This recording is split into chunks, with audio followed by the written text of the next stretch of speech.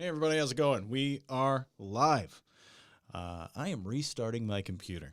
Having one of those days technologically. So it's not my first rodeo. I restarted. I'm going to reach out to Ben. And as soon as I get Ben, we are going to have ourselves an Oh, What a Week It Was, brought to you by Resignations special.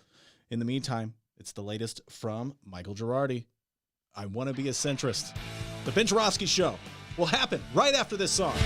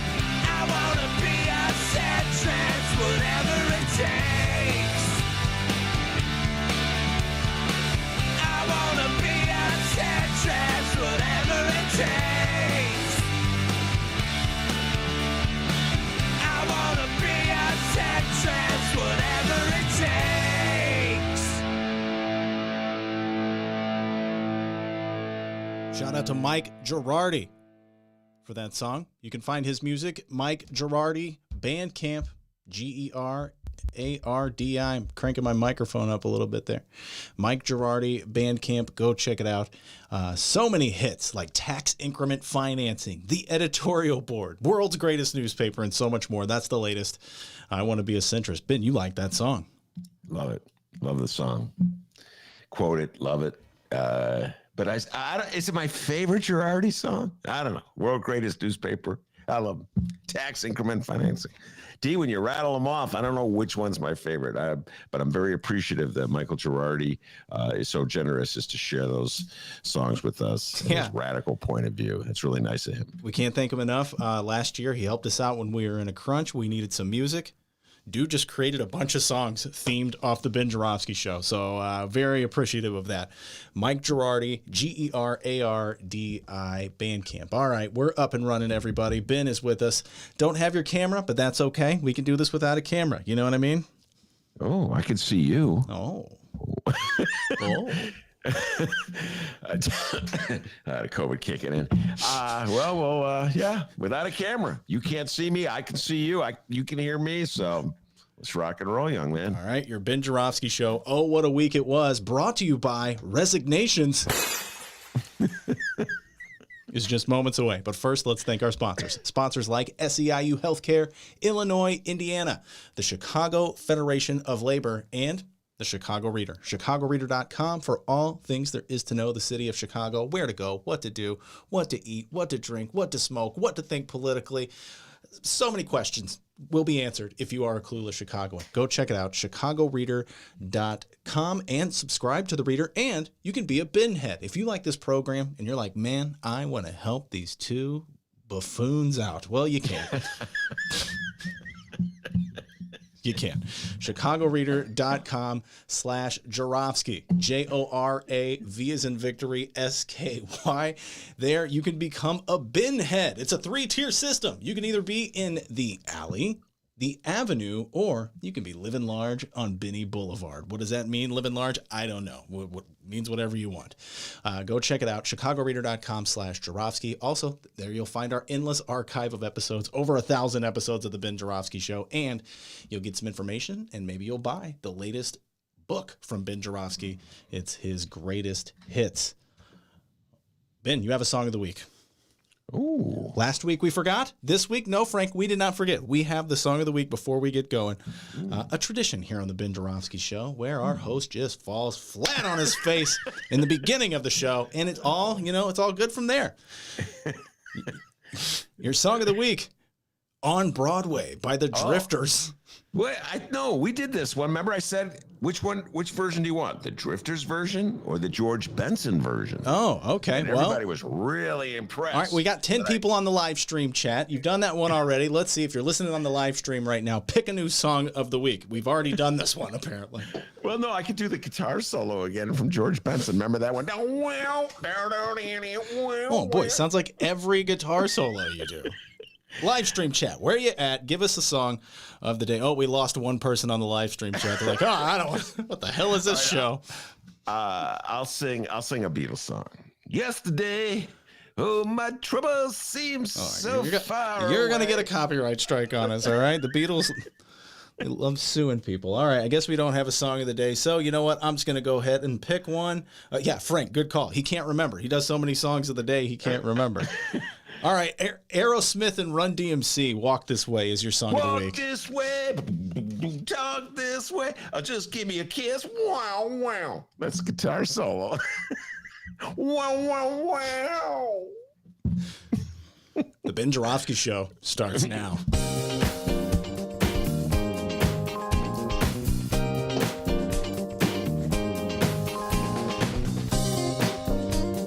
It is Friday, May 7th. And live from my apartment in his attic, this is the Ben Joravsky Show's Oh, What a Week It Was, brought to you by Resignations.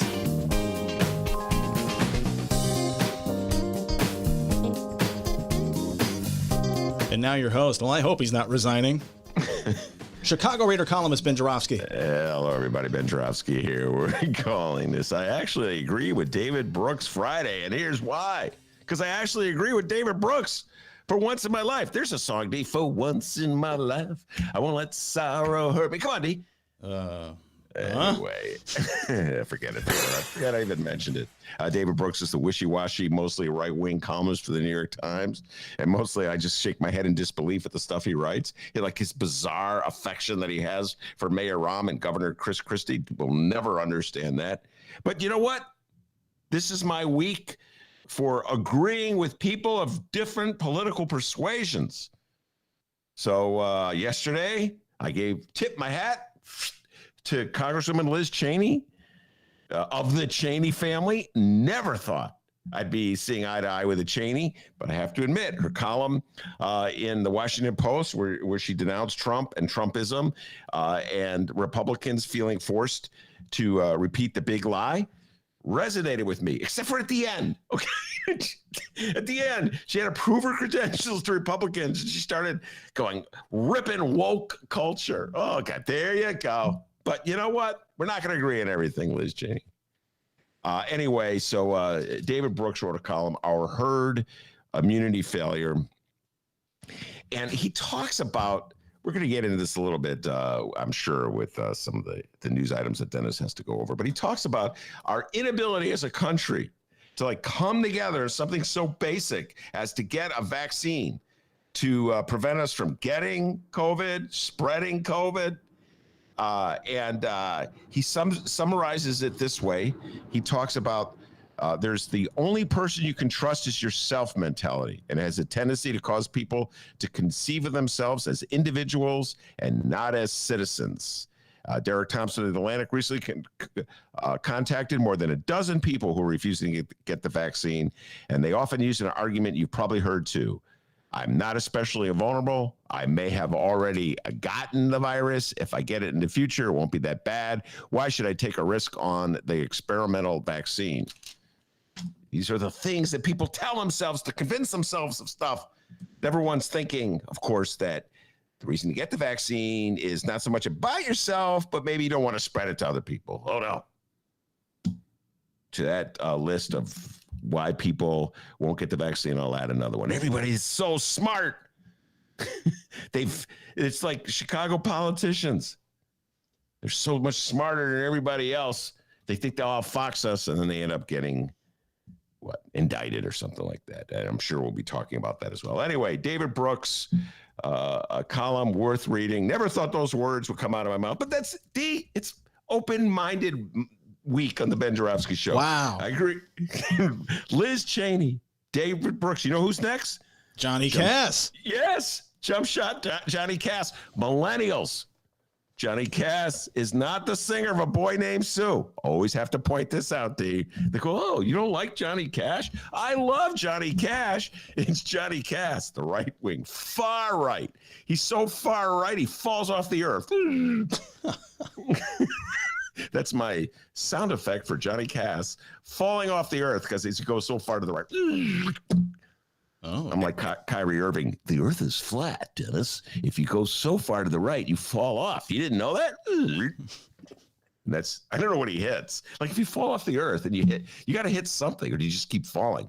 Oh, I'm falling. I'm Johnny Cass. One day, Johnny, you're going to write something. I'm going to go, good column, Johnny. But that day hasn't come. Yeah, I hope I'm long gone when that happens. I'll now do my imitation of Johnny Cass. Mega. A lot of love for Johnny Cass. All right, we got a great show today, everybody. Oh, what a week, or something like that. Oh, great. Get it right? Great. Oh, what a week it was. It's called. I always forget the it was part. Yes, with the man, the myth, the legend, the pride and joy of all Illinois, the man that Johnny Cass and David Brooks call the doctor, with all the news of the week, Dr. D. Hey, how's it going, everybody? I'm Dennis. That's my name. Oh, what a week it was. Oh, what a week. Not that hard to remember. All right, it's time to find out what's going on here. Actually, Ben, before you mentioned I had Johnny Cass booked to come on the show and talk with us a little bit. Had him on the phone, but you had some not so nice words to say. Let me check to make sure he's here. Okay, he's gone. You know what? I'm not quite sure what's funnier in that bit. One, that Johnny Cass would even think of coming on the show, or two, that you would do the booking. I'm trying to think which is fun.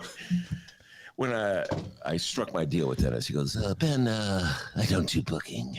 Well, now you're forgetting about that time, I don't know, 2 or 3 weeks ago when I booked Troy LaRaviere to be on the program. Yes, you did. And what a booking that was. Brilliant booking by young Dennis. Yes, I forgot that, D. I sit corrected. You did book Troy, and it was a great job. All right. Oh, what a week it was in Chicago and/or Illinois. Let's talk about it. Up first, Illinois Governor J.B. Pritzker. Let's begin with phase one. Actually, let's not, Governor. Let's not. The following comes from the Chicago Sun-Times and Mitchell Armentrout. With coronavirus case numbers heading in the right direction, Governor J.B. Pritzker on Thursday announced that he will lift more COVID-19 business restrictions across Illinois next week, and barring another surge of infections, he'll let the state fully reopen by June 11th. Now, with Illinois' coronavirus testing positivity rate back down to 3%, its lowest point in 6 weeks, and more than 60% of the population at least partially vaccinated, the state is in line to get what Pritzker has been calling for weeks, the bridge, by May 14th, a.k.a. 1 week from today. But not so fast, Bulls fans. Oh, my phone's ringing. Oh, who's good? I think it's Comcast. Did you pay the bill? But hey, not so fast, Bulls fans, because earlier this week, Chicago Mayor Lori Lightfoot announced different plans for the city of Chicago.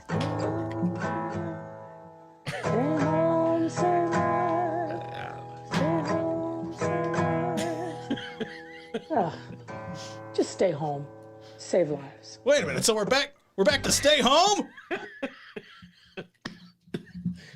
Now, judging by our mayor's sense of urgency to get schools open and teachers and students back in those damn classrooms as fast as possible a couple of months back, you would think that the mayor would be on board for the city to open up ASAP, as JB Pritzker's talking about. Well, strangely, that's not the case. Lightfoot said that she's aiming to fully open Chicago for business by the 4th of July. Yes, in familiar fashion, the governor and the Chicago mayor seem to be on two different pages. And we'll talk more on that shortly. But first, let's talk about what next week will look like for the rest of Illinois. Illinois museums, amusement parks, and zoos will be able to increase capacity from 25% to 60%, while festivals and other general admission outdoor events will be able to seat 30 people per 1,000 square feet. Additionally, meetings, conferences, and conventions will see their capacity limit increase to either 1,000 people or 60%, whichever is less, with the same applying to theaters and performing arts venues. Now, I'm going to pause it right there because before all this damn dirty coronavirus crap was going around, our host, Ben Jarofsky, loved going to the movie theater. How are you feeling about going to a movie theater right now? I'm working up to it. I really miss the movies. I miss the movies and I miss live jazz. And I'm working up to going back to see movies in movie theaters and live jazz at various music venues. I'm working up to it, though. But I won't lie. I have this psychological obstacle. You know, I've been in my attic for so long. I know I'm not alone with this in the city of Chicago. And it's amazing, Dee. I was thinking about you this weekend. Aww. I was driving. Me? Aww. I was thinking about you because you're our downstate reporter. And as such, you've reported many times on the attitude that people downstate have toward masks. I'll never forget one of your first reportage from Alton, a gas station, either in Alton or outside. And just every now and then I think of this and I just start laughing. So I'm going through Evanston, and folks, Evanston is the first. I mean, why am I explaining?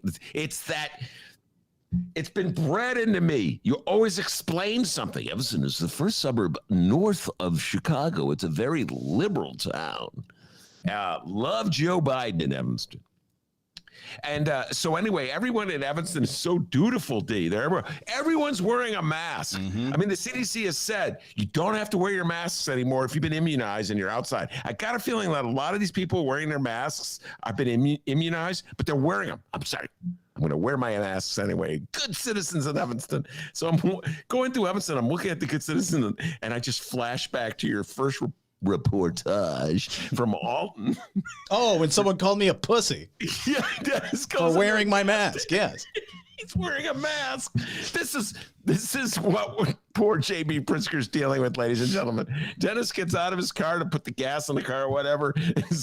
He's wearing a mask, dutifully wearing a mask, doing what he's supposed to do. Some guy walks by, hey, pussy. And I'm like, yeah. I had like Gardettos and a fountain soda. Like, what are you talking about? Well, I'm not a pussy. So I'm like, that's all one state, ladies and gentlemen. You got the people at Evanston who are got the shot, immunized, and still wearing a mask outdoors. And then you have the people down in Alton. Pussy. I'll get that COVID. I'll whoop COVID. Okay? So are you going back to the theater or not? Not quite there yet. Okay, I really want to see this Billy Crystal movie. I like Billy Crystal. Frank sent me a very funny, well, not funny, but it was a very revealing clip of Billy Crystal from, I don't know when it was, but imitating a black jazz singer in New Orleans totally would be unacceptable this day and age. But I still like Billy Crystal. I still think he's pretty fun. I don't know if you're a Billy Crystal fan, D, but he's got a new movie with Tiffany Haddish, and I want to see it. So will I get the courage to go to the movie theaters to see that new Billy Crystal movie? I don't know, D. And I know how this news works nowadays. We'll check back in a few months to see how you feel about Billy Crystal.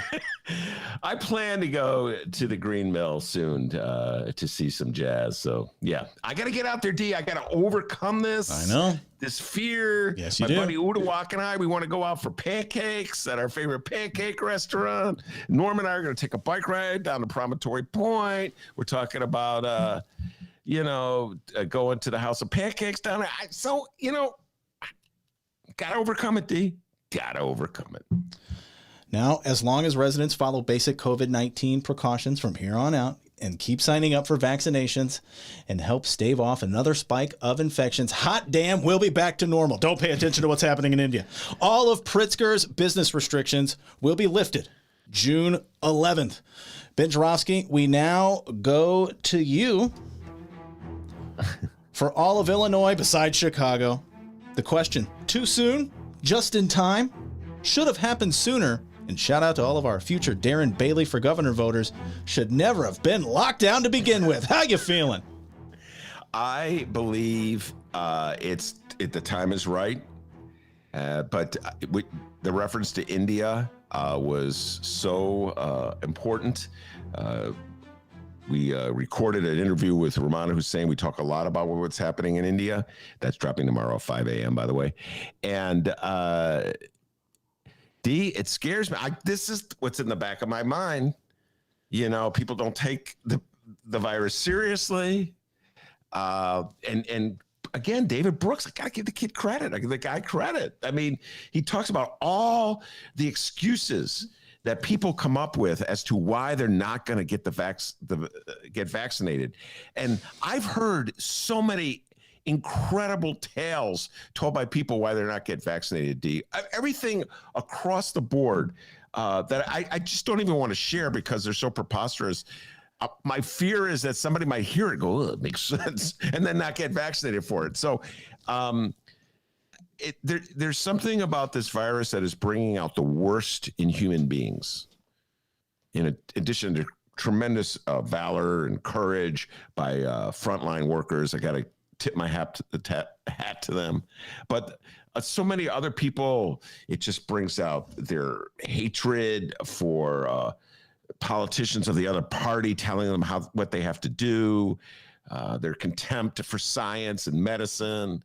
It just does not. We're not looking good when we emerge from this. And so many of the lessons of India, as Romana breaks down, could apply to our country. So I think the time is right to open up, but I just hope that people get the vaccine, wear their masks, like they're on an airplane. That in itself, D. You know what I'm saying? People are going to get I'm not wearing it. You can't make me wear it. When he talks about the percentage of people, Brooks, again, give the guy credit, man, who don't wear seatbelts. I thought about this. We've mentioned this on the show. You must know people like this. I have friends who won't wear seatbelts. I'm not going to name their names. I want to embarrass them. But, let's just say one of them is named Ed. Ed, why aren't you wearing? I think I just outed him. Come on, Ed. He's a dear friend of mine. But, hey, why aren't you wearing a seatbelt? He was a dear friend of yours. And Ed likes to go fast. You're in a car with Ed. Ed, he's like, thinks he's Steve McQueen when he gets behind that wheel. So, people don't wear seatbelts because I don't know it's inconvenient to put it on. That constant dinging noise really does nip it at the bud. It's annoying. Well, to get rid of the dinging noise, you put the seatbelt on. I know. I have a friend, not Ed, another friend who, Keith, let's just say his name is Keith, who said, don't worry, the dinging noise will end in a little bit. I go, that's not the point. The point is the dinging noise is there to remind you to put the seatbelt on. Ugh. I don't like the seatbelt. I like to be able to move around in my seat. All right, jeez. How about moving around your seat through the window? Do you like that? Through the windshield? Do you like that? Anyway, where was I, D? I forget where I did too. Yeah, I'll get back. Oh. I'll get back to the movies. And this in the newspaper. You'll love this, D. The lineup for Ravinia, Dennis's favorite music venue. Well, I'm getting older, so yes, more. Pretty soon, you know you're old, D, when you see a group. Oh, I like this group. 50 Cent. Oh, yeah, he's coming. He actually was at Ravinia in 2019. So, yeah, the lineup came out. All these groups, people like 70 and 80. And we actually moved on from the theater question, but you say just in time. Just in time is your answer that I was asking there. Just in time. There we go. Just in time. We're back on track. All right, now back to Mitchell Armentrout. The mayor's office said that the city is, quote, on course to move on Pritzker's bridge phase along with the rest of the state, but will stick to its own reopening timeline. A mayoral spokesperson said in an email, quote, while we have made significant progress and look forward to taking this step next week, we will only be able to fully reopen when we see continued improvement in COVID metrics and more widespread vaccine update. We call on Chicagoans to get vaccinated as soon as possible and to continue following the safety precautions so that we can experience all that Chicago has to offer this summer. Oh, you like that? Oh, my God. You know, I have to admit, this idea that I'm about to articulate did not pop into my mind spontaneously when I read about Lori Lightfoot's insistence that Chicago have its own reopening date that's different than the state of Illinois. It was young Dennis who put this into my mind. And he already said it earlier in the show, but he pointed out, got to give him credit. Got to give you credit, D. When you're right, you're right. And you're right. That's my Jack Nicholson imitation, Chinatown. You're right. You're right. Curly, don't eat the vine. Ooh, hang tight, millennials. Everybody's, what is he doing now? Curly, don't eat the blinds. But it's so interesting. It's like, hold back, Chicago. Our scientists are still sifting through the numbers, and we're not ready to make an official pronouncement that it's safe to go out. But 2 months ago, to the teachers, get in that classroom, get in there now, shut up.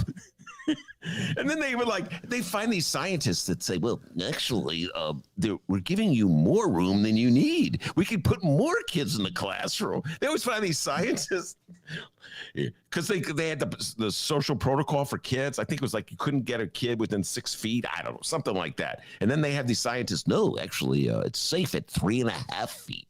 Let's cram more kids in there. Oh, so many mixed messages they're sending out. Get these kids back in a classroom. But now, D, it's a new message. A new week, a new message. Go to the classroom, shut up, teachers, do what we tell you. Be thankful that you have the job. But, oh, wait. Got to be very careful about allowing 12,000 people at Wrigley Field on a nice sunny day. Oh, keeping it at 8,000. Yeah. Got to be careful about these things before we open up the parks fully for concerts, etc.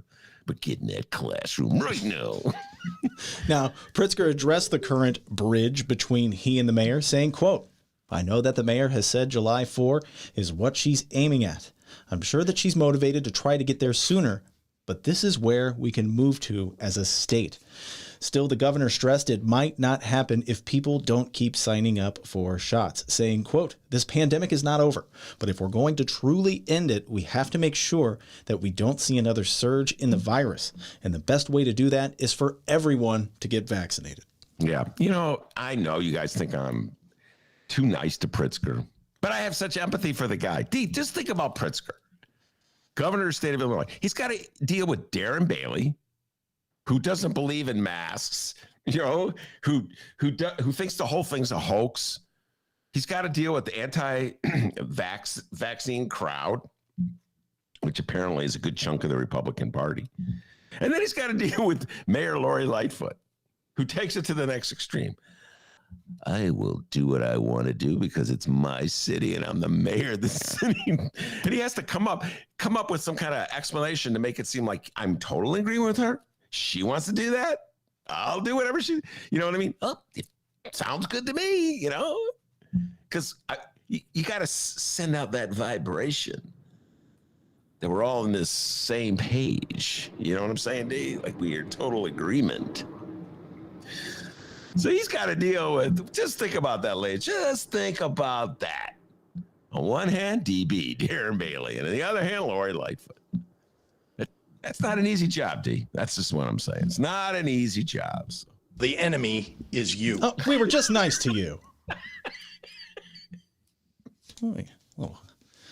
When did he say that? I can't remember. It just cracks me up every time I hear it. Haters gonna hate. He was talking about the downstaters who were like, I ain't wearing this mask at all. The enemy is you. Watch your mouth. Ladies and gentlemen, J.B. Pritzker has to deal with the guy who called Dennis a pussy at the gas station in Alton because he was wearing a mask. And jury's still out. It may have been my brother. He was standing right there too. It may have been him that called me. I don't know. And it may have had nothing to do with the mask. All right, on to the rest of the news in the city of Chicago. And on Monday, out of nowhere, Chicago Public Schools CEO Janice Jackson said, all right, that's it, I'm done. Announcing that she will become former Chicago Public Schools CEO Janice Jackson. She's resigning. According to the Sun-Times, Nadir Issa and Fran the Woman Spielman at an afternoon news conference in which she teared up at times, Janice Jackson said that she is, quote, both proud and humbled, and also a little bit tired, if she's being honest, adding that the top job at CPS, quote, was and still is her dream job. But then she said, you wake up. Or, I mean, you can say what you really mean. Rahm Emanuel quit and you really don't like working with the new mayor, whichever way you want to say it is fine.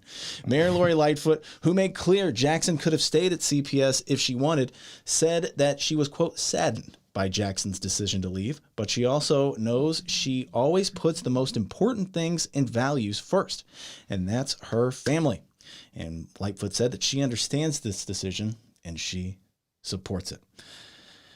Ben Jarofsky, I'm aware that I may be kidding myself here, but with the soon-to-be departure of Janice Jackson, is there any chance at all, that maybe this time around in their job search for a new CEO, that the CPS tries to find someone who could possibly, I don't know, build a better relationship between the CPS and the CTU?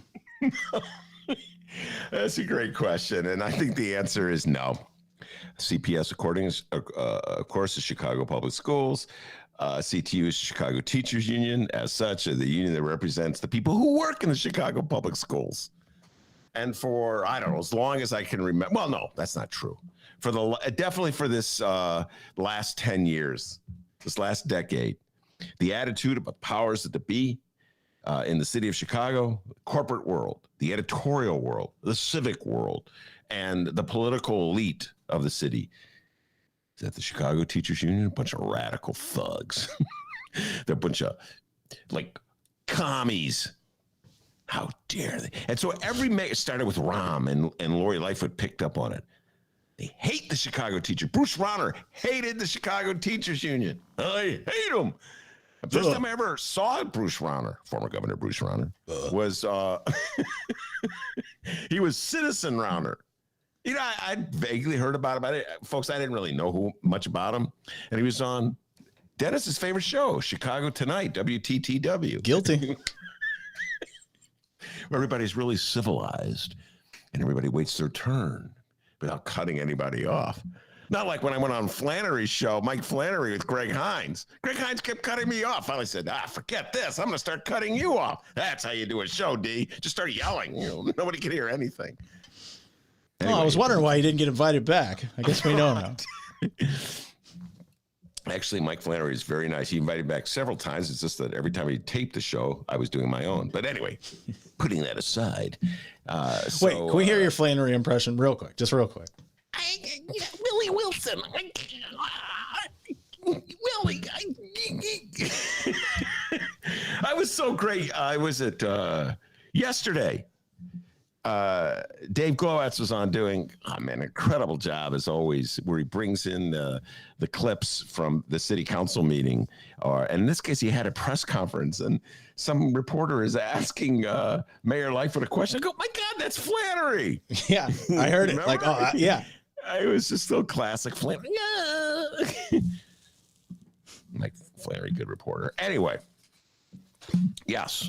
So it is a requirement that if you're going to be a good civic citizen of Chicago, you must despise the Chicago Teachers Union. And you must love teachers, though. That's the thing. They always go, I love teachers.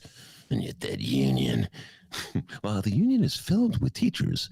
Yeah, I love an individual teacher. Maybe 2 teachers. But if you get more than 10 teachers in a room, can't stand them. In fact, Janice Jackson made a point in the goodbye story that was in the Bright One, Chicago Sun-Times, which they love Janice Jackson, of saying, I get emails all the time from teachers. They can't stand the union either. Nobody likes the union. I'm the only guy who likes the Chicago teachers. Did you ever think of that? It's one day Stacey Davis Gates is going to come on this show and blast the teachers union. I can't stand that union. I'll still be defending them. Stacey Davis Gates, folks, is the vice president of the union. It's a joke. Okay, forget it. No, that was funny. That was good. That was good. See, guys, that was the joke. See, it's so extreme. Everybody hates the teachers union that even the members of the leaders of the teachers union hate him. One day, Stacey Davis Gates will come on. Forget. I'll stop beating that joke into the ground. Anyway, D, I got to share this lead with you from the Bright One. This is classic amnesia. Okay, classic amnesia in the city of Chicago. Here's the lead. Janice Jackson's unfinished business. Janice Jackson took the helm of the Chicago Public Schools at a time when it was, again, a mess.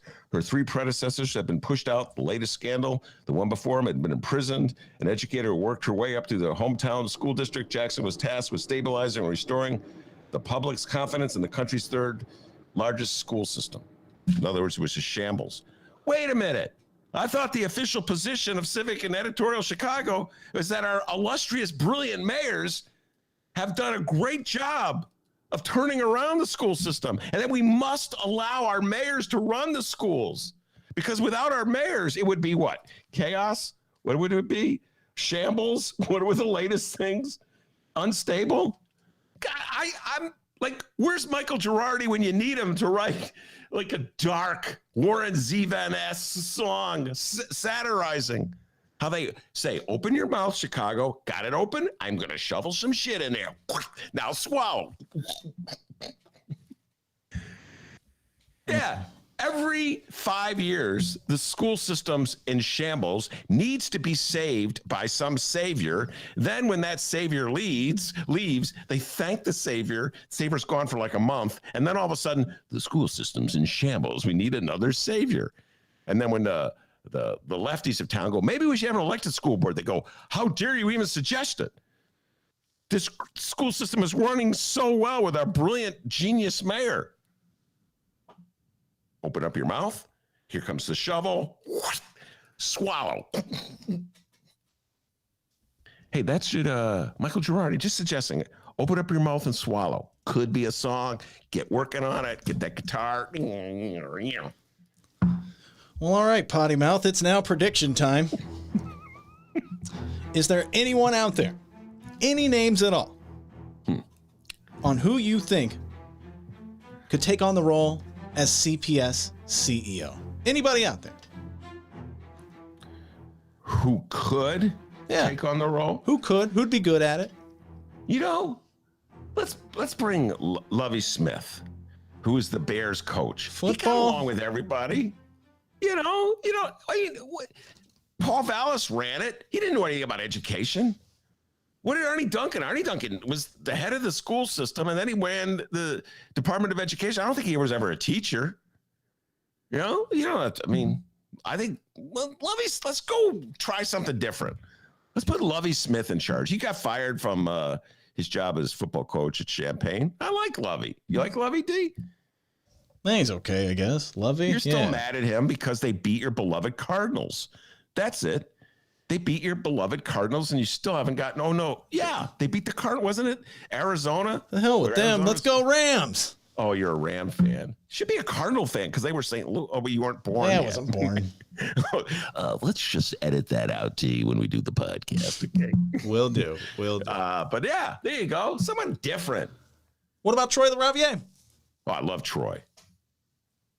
I think I suggested Troy to you earlier in the show. I mean, in our pre-show meeting. Yeah. Yes. I think Troy would do a great job. I mean, he'd last what, like a week? Yeah. First of all, in a million years, let's by the way, all these, the talk of Janice Jackson and her legacy as she leaves, no one mentions that she fired Troy. No one mentions that she worked for Rahm, and they talk about how political the public schools are, how we must keep the city away from an elected school board because we don't want to politicize our schools. And they say this with a straight face. Like, sometimes, D, I can't, I'm like, do I live in this town? Do people, am I seeing something that nobody else is seeing?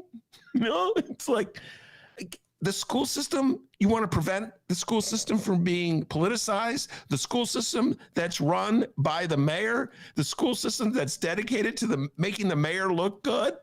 You don't want to politicize that school system? So anyway, Janice Jackson was she the CEO at the time? I can't remember. I think she was either the CEO or the number 2 who was sent by Rahm to Blaine Elementary to tell the teachers and the parents and the community why they were firing Troy LaRaviere. It's a good friend of this show, comes on all the time, outspoken critic of the way the schools were run, outspoken critic of the privatization deals, outspoken critic of firing good janitors and replacing them with janitorial services, talking about how filthy the schools were, talked about what a waste of money it was to give $20 million for a principal training program that most principals saw as fraudulent and a waste of time. And for speaking out about these matters, what do? They fired him. Well, but the school system, we cannot have an elected school board because that would politicize the school system.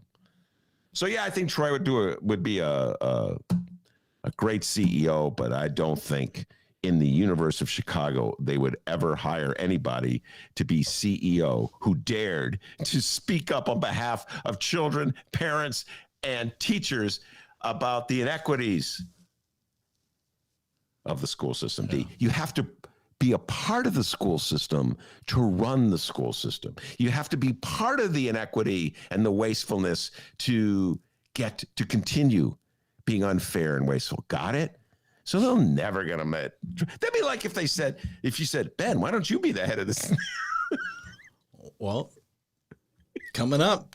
We got something planned here coming up. Don't worry. No, I can just see it. Mr. LaRaviere, that was just a little too honest. We need you to lie a little bit more. Can you lie? I mean, that was great and honest and all that, but can you lie? Norm Macdonald would have a field day with the Chicago public schools. Can you lie a little bit? That's right, Norm Macdonald. We have more mayoral staff changes, along with Janice Jackson. Sydney Roberts, Chief Administrator of the Civilian Office of Police Accountability, a.k.a. COPA, announced her resignation on Wednesday. Lightfoot has been openly critical of COPA and how long it has taken for investigations to be completed under Roberts' leadership. Ben, any parting words for Sydney Roberts? It kind of reminds there's always scapegoats in this town. I was reading that story. I don't follow the politics COPA on a regular basis like I follow the public schools, but I read the newspapers and their accounts, and I was just like, wait a minute. You're critical of COPA because they rules for thee, not for me in the city of Chicago. It's tough. It's tough being an appointee in this town because by and large, if anything goes wrong, you're getting blamed for it. You know what I mean? Like we may be getting into the tip of my hand here when we talk about Kim Fox, State's Attorney Kim Fox. That's called, what is it called, D? Tip in my hand, but it's called something else in the radio business. It's called the tease. Okay, now you've been doing this for years. I ain't gonna forget tease. But that is coming up. That was a great tease. We're going to be talking about that. But hey, before we keep talking more resignations, it's not all gloom and doom here, all right? Because where one road ends, many more begin. Ben, we have 2 more brand new Lightfoot administration members to welcome on board. That's right. The mayor found some new hires. And for this news, we go to a brand new segment right here on the Ben Jarofsky Show. A segment where our host plays a bit of an administrative role himself as he welcomes new staff members on to the Lori Lightfoot team. It's time for a quick round of what we call Ben Jarofsky, Mayoral Human Resources Director. Ben Jarofsky, Mayoral Human Resources Manager. Or manager. That's pretty good. Yes, Ben. Really?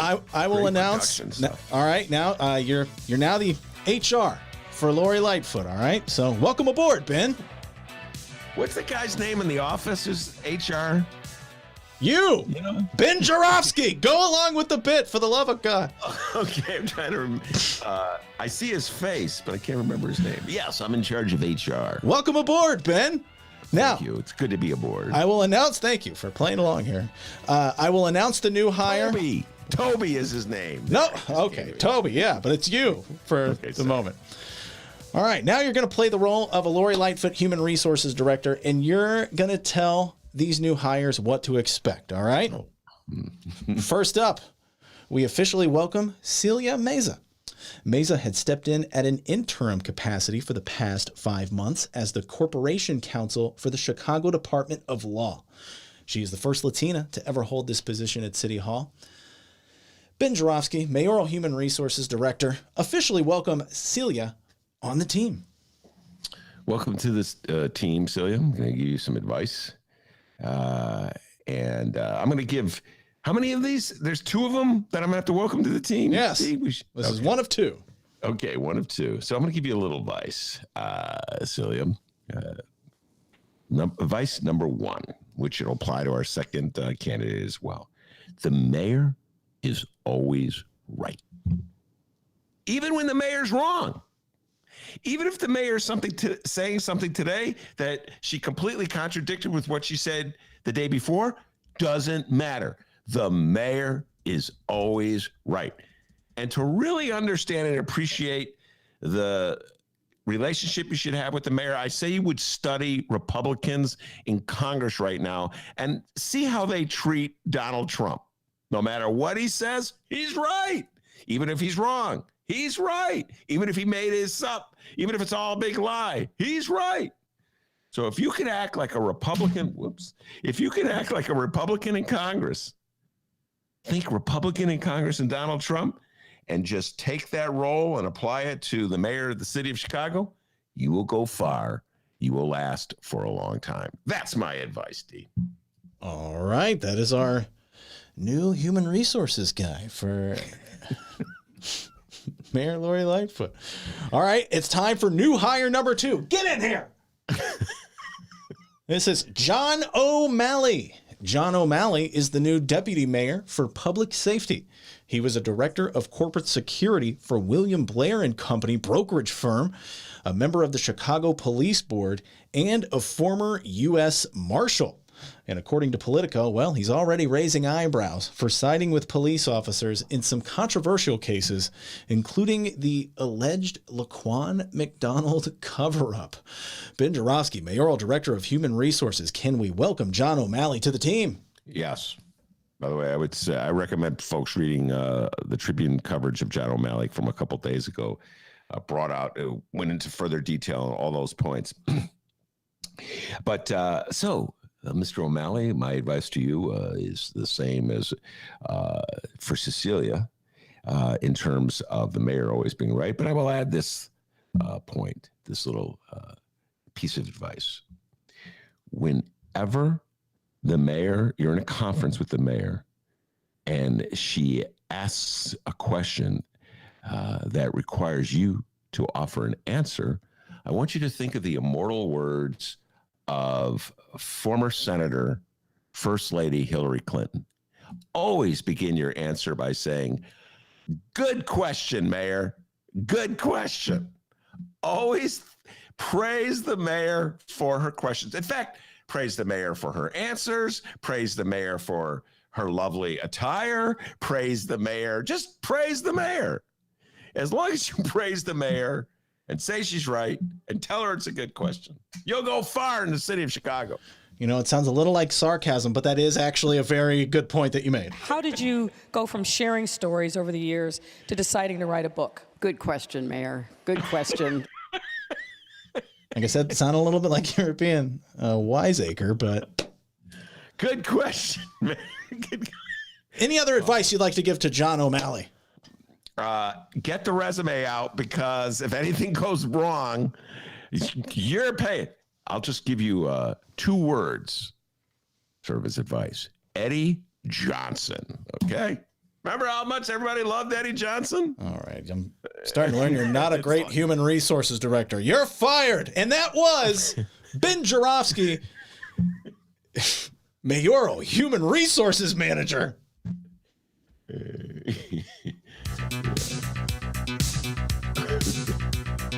Ben Jarofsky, mayoral human resources manager. All right. By the way, right now, the phone is ringing. You know who it is? WBEZ. They're like, my God, the production quality in this show is outstanding. Can we hire your production engineer? I'm going, you can't get him. I'm not letting him go. He's that good. Okay. Once again, sounding like sarcasm, but very good point. I agree, sir. All right, moving on. We have just one more resignation to discuss. Yes, we do. And I have a feeling this is only the beginning of this story. The following comes from the Sun-Times and Matthew Hendrickson. One of Cook County State's Attorney Kim Foxx's top prosecutors was forced to resign this week after an internal investigation revealed she did not review an in-court statement a fellow prosecutor made about 13-year-old Adam Toledo holding a gun before he was shot and killed by Chicago police in Little Village. First Assistant State's Attorney Jennifer Coleman, quote, traditionally would have reviewed any high-profile read in court by her underlings, but she didn't go over the one prosecutor James Murphy read in court on April 10th as he detailed the allegations against 21-year-old Reuben Roman. That's according to Fox and the Chicago Sun-Times. Ben, are you there?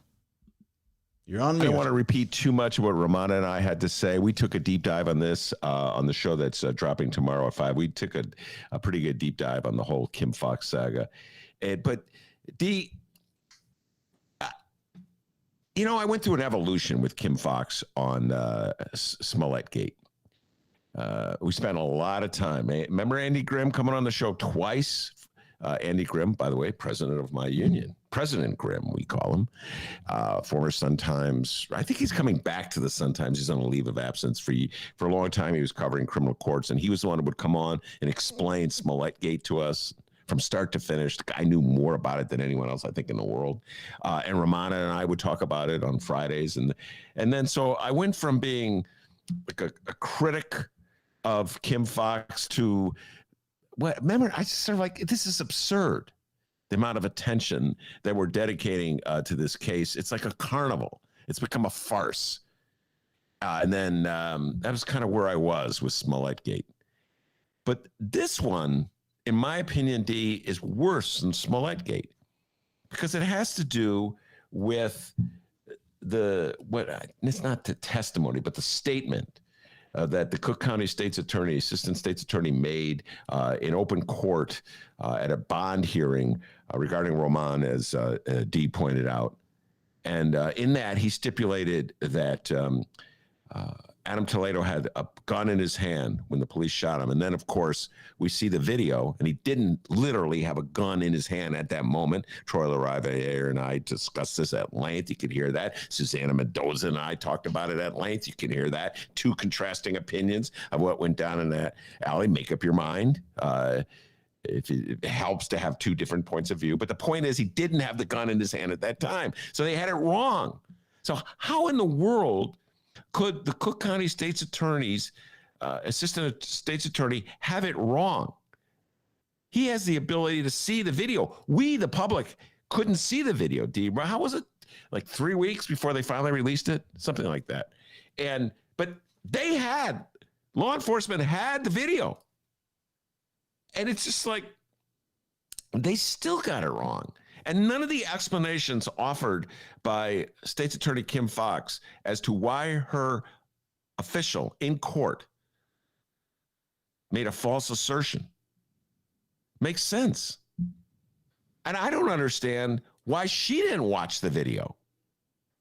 I didn't understand why she didn't take charge at that moment, that critical moment, to assure us that everybody was on the same page in this very important case that the whole city was paying attention to. You know, Keith Ellison up in Minnesota took charge after George Floyd was murdered. Very soon, very shortly thereafter, I'm in charge. My office is handling this. We're speaking with one voice. And so if you stumble out of the gates and give erroneous information, it just undercuts your office at every step of the way. And, it's really distressful that after Smollettgate, we'd still be seeing stumbling going on with the state's attorney's office. And I think this is more serious, ultimately, than what went down with Jussie Smollett. Ultimately, with Jussie Smollett, I think it was an embarrassing moment where Kim Foxx, was helping out some clouded person. I don't know who it was. We'll never know, I guess, who was that dropped the dime and called her. But this is serious. This is life and death. A 13-year-old kid was killed.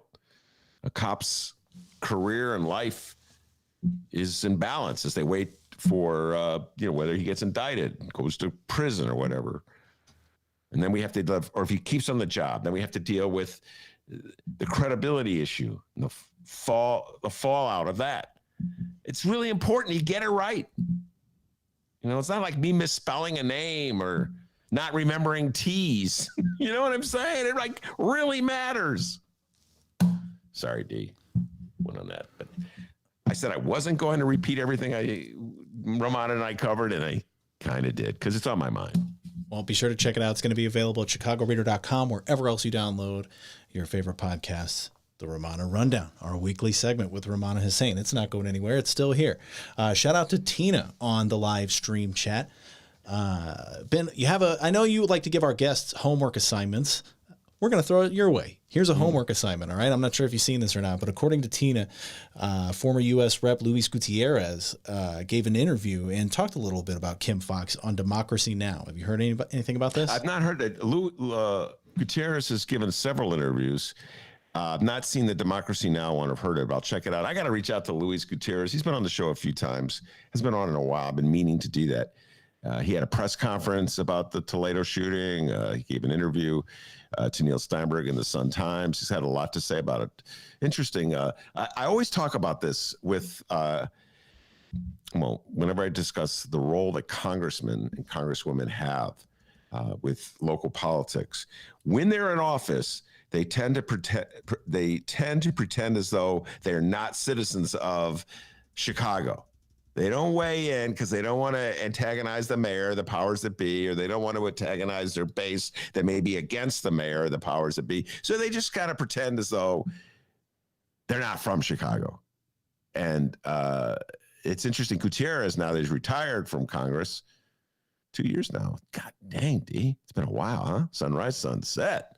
Wow. Anyway, now that he's no longer in Congress, feels free to speak out. So, yes, I have not seen that interview, but I'll check it out. Yeah, we got to try to get old Louis back on the show.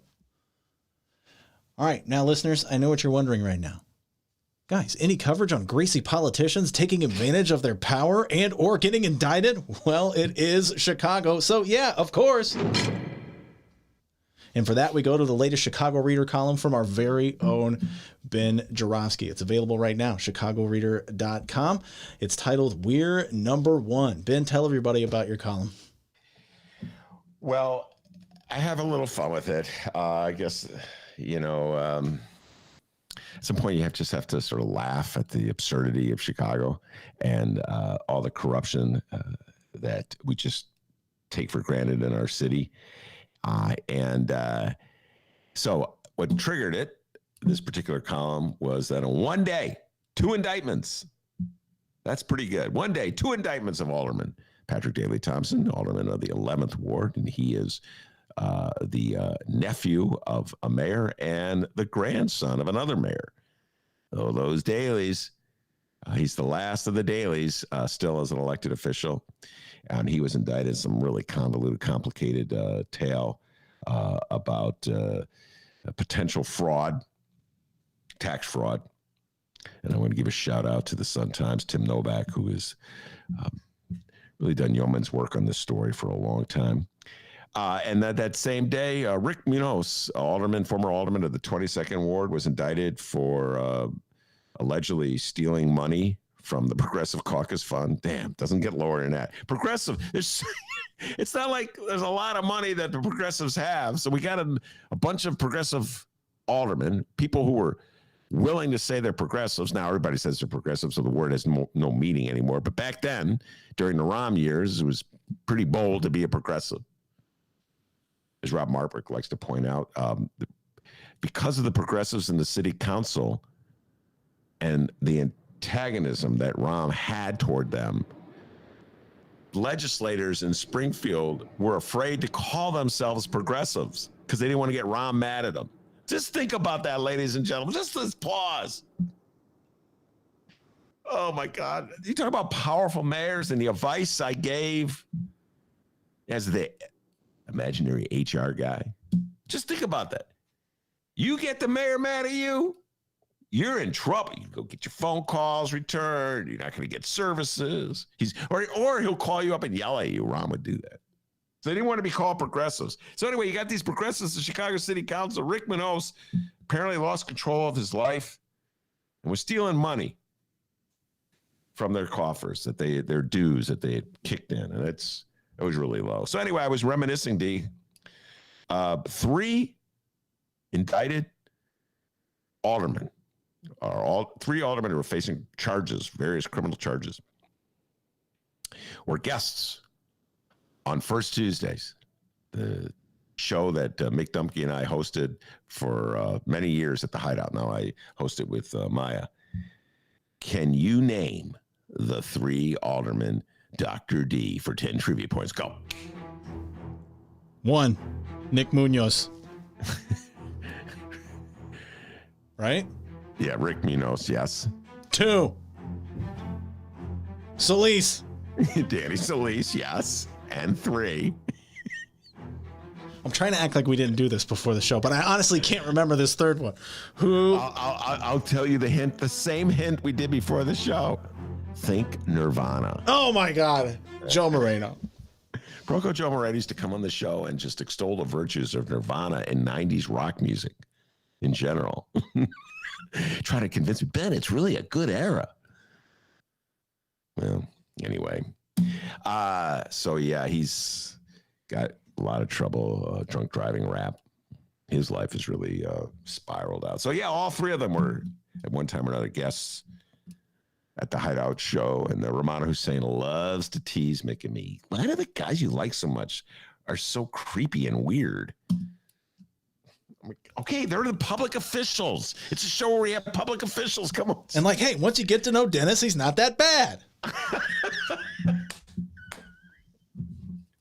Touche. So anyway, that column I have a little fun with. Why do we keep electing corrupt officials? Why are officials, when they get in office, corrupt? They make a good chunk of change. An alderman makes over 100,000. D, I've never made over 100,000 in my whole life. I'm like 90. You know what I'm saying? Like 100,000, a lot of money. You know, you can have a nice life with 100,000. Why do you need to steal from the Progressive Caucus kitty? I don't know, D. What do I know? It's the latest I'm column. just a podcaster in my attic. He knows a lot, and you should read his latest column if you haven't yet. It's the latest from Ben Joravsky. We're number one, ChicagoReader.com. By the way, you can check out the archive of Ben Joravsky articles as well. Turns out he's been doing this since the 80s. Holy Lord. All right. Anything else you'd like to say there about that column, Ben? Read it, get a chuckle. And if you're upset that we had all these sleazy politicians at First Tuesday, just remember this. I'm going to take a page from Lori Lightfoot. It was Mick Dumke's fault. By the way, Mick Dumke will be on the show Tuesday. Mick will be here Tuesday. Love doing the deep dive with Mick. Two political geeks. We will be geeky. Say that again. My Lord, it gets geeky. All right, we're going to do one more story here. We're going to end it out with a little local story. The following comes from the Associated Press. We don't really read stories from the Associated Press. What do you think about the Associated Press, Ben? I love it. Actually, Really? The Associated Press, yeah. I'm going to make a revelation here on the Ben Joravsky show. I'm going to let the cat out of the bag. And my morning ritual, as I'm lying in bed, on my phone, this is embarrassing. I now have the Washington Post, the New York Times, and AP. I subscribe to AP. And so I'll be reading their posting. They're really good. I'm impressed. I trust them. You know what I'm saying, D? It's like, yeah, I got a feeling these are really competent reporters who got it right. So anyway, a testimonial to the Associated Press. Every morning I read their AP. They have like 10 stories of the day, national and international. All right. And this Associated Press story, well, the local news has gone national. Republican Illinois Representative Adam Kinzinger. Boy, you sure are a weird bird. The headline reads, Kinzinger goes to Texas in search of anti-Trump Republicans. We've been following Adam Kinzinger's journey, I guess you can call it, for the past few months now. Ben, for those who may be unaware, coach us up here on Adam Kinzinger and exactly what he's trying to do. Well, Adam Kinzinger, of course, is the Republican congressman from the 16th Congressional District in the state of Illinois. And as such, he, with Liz Cheney and a couple of others, are one of the few Republicans willing to criticize Donald John Trump. Dennis is very suspicious of him for that reason, thinks he's up to no good. I, on the other hand, tend to give him the benefit of the doubt. I appreciate any Republican who will stand up to Donald Trump and Trumpism. Heidi Henry, dear friend of this show, great New Deal Democrat from the 16th Congressional District, always tells me, Ben, you're too easy on Adam Kinzinger. You're too easy on the guy, all right? Be harder on him. And I'm like, Heidi, I mean, come on. Look at the rest of these Republicans. They're such liars and cowards. Anyway, I struggle with this. D. It's like when I say something nice about Liz Cheney. You know, like, how can I say anything nice about a Cheney? Vice, what a great movie. But anyway, Adam Kinzinger, I don't know what he was doing in Texas. I missed that story. You're the one who told me about it. He's searching for it. So that's how far you have to go. You gotta go all the way down to Texas. What makes you think there's going to be a Republican in Texas? Good God. I mean, there's Austin, but I mean, like, that's pretty lefty, Austin, right? Yeah, but there's no Republicans there. That's going to Chicago to find a Republican that'll say something bad about Trump. You'll find a lot of people that say something bad about Trump in Chicago, but none of them are Republicans. All right, let's read this Associated Press. Like hipster town. Let's read this Associated Press piece here. This comes from Steve Peoples and Paul Weber. Adam Kinzinger came to Texas this week to hunt unicorns, it says.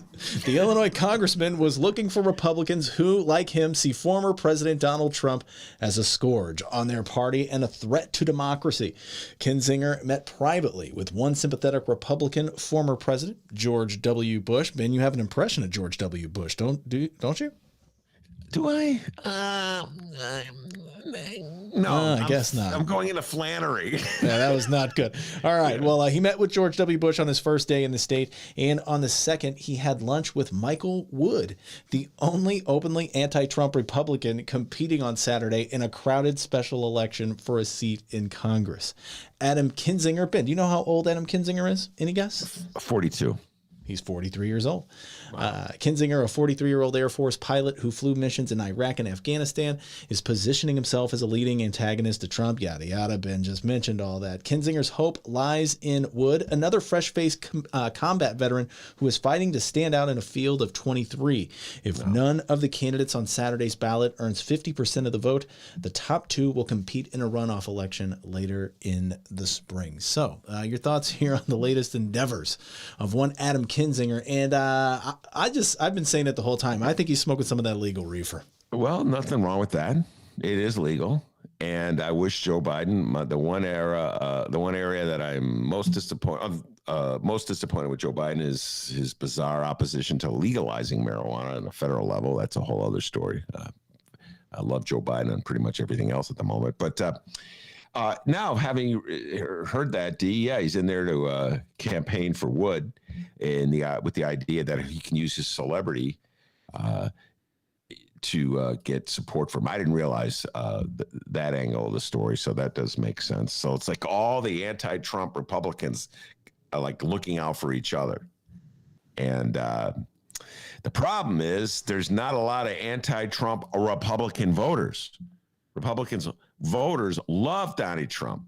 I think his approval rating among Republicans is at least 80%. It sort of varies from poll to poll. Either way, 80, 90%.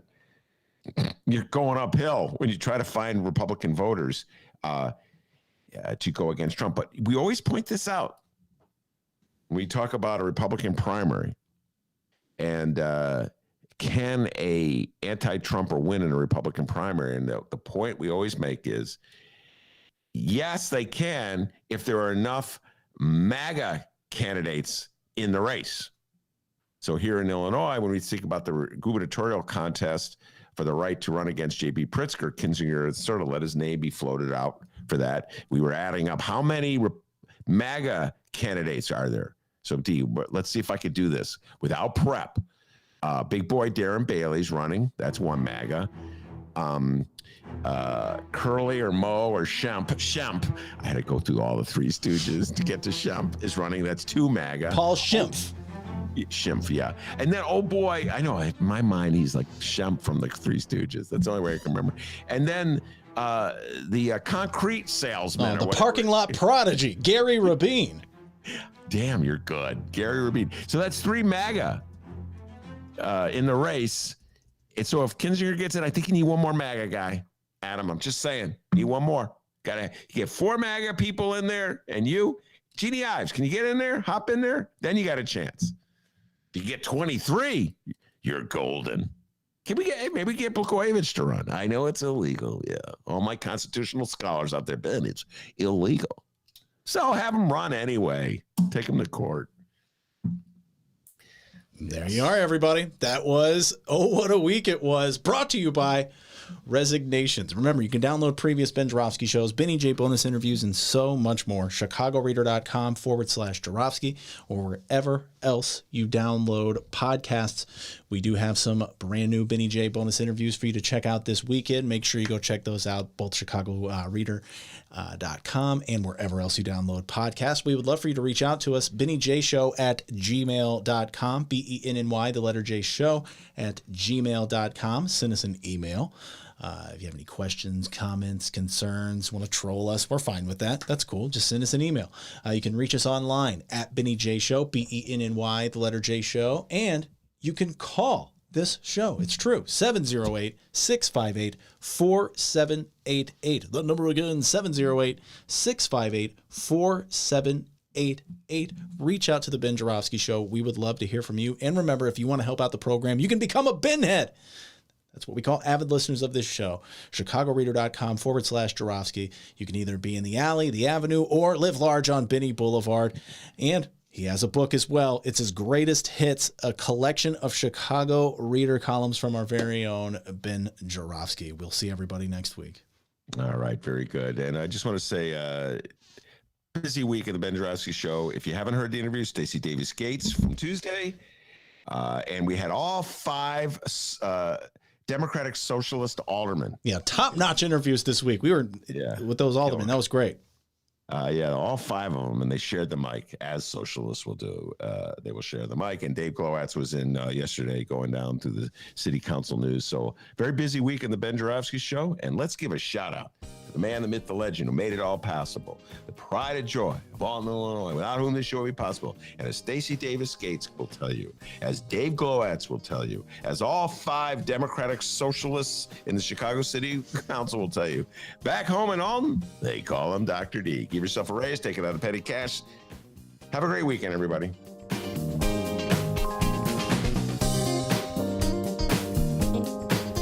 How did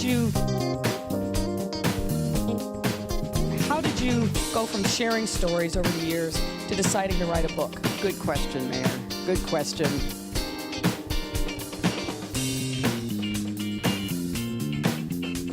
The enemy is you.